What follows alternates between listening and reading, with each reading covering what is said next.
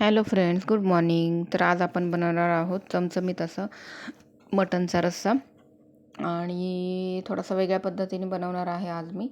तर सगळ्यात आधी तर मी इथे मटण स्वच्छ धुवून घेतलं आहे. त्याच्यानंतर एका साईडला कुकरमध्ये तेल घेतलं आहे आणि त्यामध्ये जिरं, थोडंसं हळद, लाल तिखट आणि थोडा गरम मसाला आणि आपण धुवून घेतलेलं मटण टाकायचं आहे त्यामध्ये आणि मीठ टाकायचं आहे आणि त्याच्यानंतर थोडं 5-1 मिनटं त्याला झाकून ठेवायचं आहे, जेणेकरून त्याला पाणी सुटतं.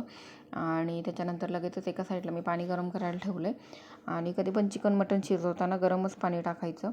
त्याच्यानंतर मग इथे पाणी टाकून घेतलेलं आहे मी आणि त्याच्या 7 ते 8 शिट्ट्या होऊन द्यायच्यात आणि कारण मटण शिजायला टाईम लागतो खूप. त्याच्यानंतर इथे मी थोडेसे खडे मसाले घेतलेले आहेत, थोडंसं धनं,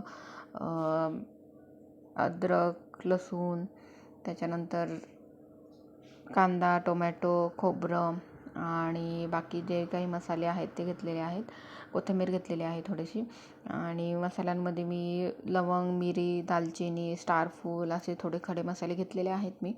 त्याच्यानंतर ते व्यवस्थित फ्राय करून घ्यायचे आहेत तेलात आणि मसाला व्यवस्थित फ्राय करून भाजून झाला की वाटून घ्यायचा आहे तो थंड झाल्यानंतर आणि त्याच्यानंतर मग आता त्याला फोडणी द्यायची. तर मी फोडणीसाठी पातेल्यामध्ये तेल टाकलेलं आहे, त्यामध्ये जिरं आणि तेजपत्त्याची पानं टाकलेली आहेत 2 ते 3 आणि त्याच्यानंतर आपण जो वाटलेला मसाला आहे तो टाकून द्यायचा आणि तो व्यवस्थित फ्राय करून घ्यायचा चांगला तेल सुटेपर्यंत आणि नंतर लगेच त्यामध्ये आपण आपले घरचे मसाले टाकायचे आहेत. इथे मी लाल तिखट आणि हळद आणि गरम मसाला, थोडा चिकन मसाला, थोडा मटन मसाला टाकलेला आहे आणि तो व्यवस्थित फ्राय करून घ्यायचा आहे चांगला आणि चांगला परतून घ्यायचा आहे त्याला तेल सुटेपर्यंत आणि तो व्यवस्थित परतल्यानंतर त्यामध्ये मग आपण पाणी टाकायचं आहे आणि इथे मी पाणी घेतलेलं आहे आणि पाणी व्यवस्थित उकळून द्यायचं आहे ते व्यवस्थित.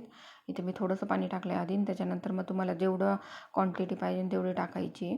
मला थोडंसं असं जास्त घट्टसरच बनवायचं होतं, त्याच्यामुळे मी खूप जास्त पाणी घेतलेलं नाही आहे आणि त्याच्यानंतर मग आपण शिजवलेलं मटण टाकायचं त्यामध्ये आणि व्यवस्थित त्याला उकळी येऊन द्यायची आणि त्याच्यानंतर इथे मी कसुरी मेथी टाकलेली आहे थोडीशी आणि मीठ तुम्हाला जर गरज वाटत असेल तर टाकायचं, कारण अगोदर आपण मीठ टाकलेलं आहे आणि त्याच्यानंतर मस्त त्याला उकळी येऊन द्यायची आणि असं मस्त असं रेडी झालेलं आहे मटनची रेसिपी.